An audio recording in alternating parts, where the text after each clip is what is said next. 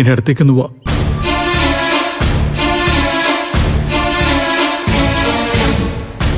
ഞാൻ നിങ്ങളൊന്ന് ചേർത്ത് പിടിക്കട്ടെ. പാടാ സോനെ.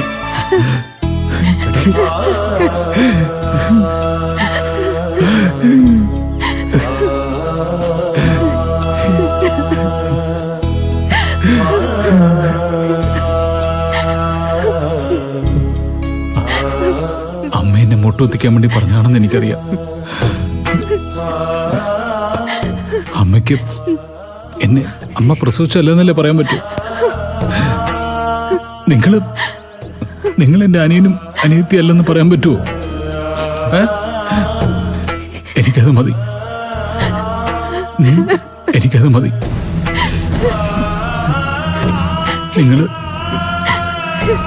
നിങ്ങൾ എൻ്റെ കൂടെ ഉണ്ടായിരുന്ന മാത്രം മതി.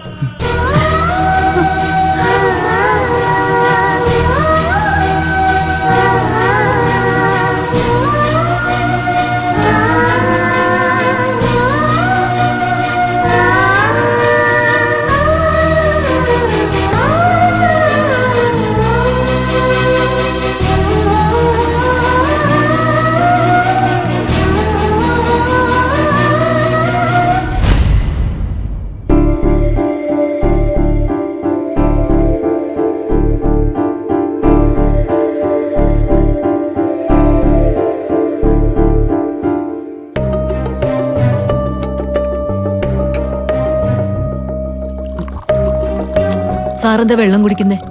അത്താഴം കഴിക്കുന്നില്ലേ? നമ്മുടെ ഗസ്റ്റ് കഴിച്ചില്ലല്ലോ. കുഞ്ഞമ്മ വിളിച്ചില്ലേ? ഇല്ല, ഞാൻ അങ്ങോട്ട് ചെല്ലുന്ന അവർക്ക് ഇഷ്ടപ്പെടത്തില്ല. വിശക്കുമ്പോ ഒന്ന് കഴിച്ചോളും. സാറിന്റെ സമയത്ത് സാറ് കഴിക്കും. ഏതായാലും ഒരു 10 മിനിറ്റ് കൂടി നോക്കാം കുഞ്ഞമ്മേ. അല്ല സാറേ, അതെ, എന്താ സുശീലയുടെ പുതിയ പ്രശ്നം? ഇത്തവണ അവള് കുടുംബത്തിൽ നിന്ന് ഇറങ്ങി വന്നതാണോ അതോ പിള്ളേരെ ഇറക്കി വിട്ടതാണോ? ഇത് രണ്ടും അല്ല കുഞ്ഞമ്മേ. ഇത്തവണ സുശീലാൻറ്റി പുതിയൊരു ഐറ്റമായിട്ട് ഇറങ്ങിയിരിക്കുന്നേ. മിക്കവാറും അത് അവരെ തന്നെ തിരിച്ചു കൊത്താനും ഇടയുണ്ട്. അല്ലെങ്കിൽ അവളിങ്ങനെ സ്വന്തം മക്കളെ വെറുപ്പിക്കാൻ തുടങ്ങിയ സ്വന്തം എന്ന് പറയാൻ അവസാന കാലത്ത് ആരും ഉണ്ടാവില്ല.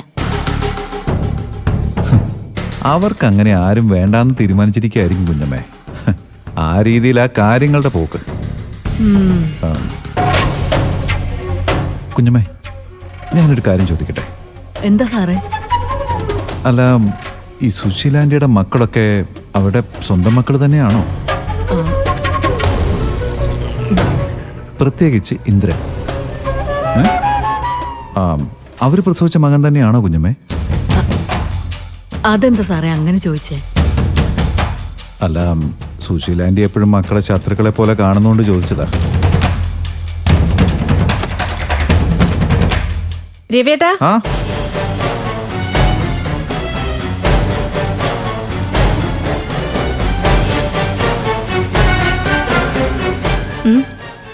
എന്ത് പറ്റി രവിയേട്ടാ? ഏയ് ഒന്നുമില്ല. കുഞ്ഞമ്മേ, അത്താഴം റെഡിയാണോ? അതെ, ഞാൻ എടുത്തു വയ്ക്കാൻ തുടങ്ങുമായിരുന്നു. എന്നാ എടുത്തു വെച്ചോ, കഴിക്കാം. ആ ശരി.